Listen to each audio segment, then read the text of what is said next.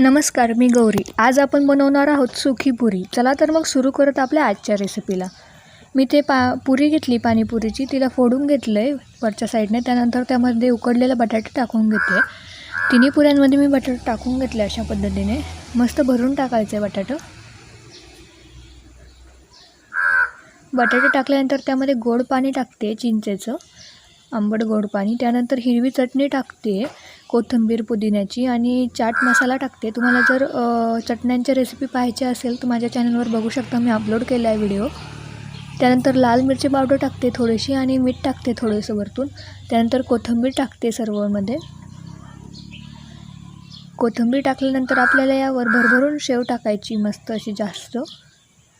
आणि आपली पुरी रेडी आहे. नक्की ट्राय करा ही रेसिपी घरी. आणि जर तुम्हाला ही आपली आजची रेसिपी आवडली असेल तर लाईक करा, शेअर करा, सबस्क्राईब करा, आणि कमेंटमध्ये मला नक्की कळवा की कसा झाला आहे आपला आजचा व्हिडिओ.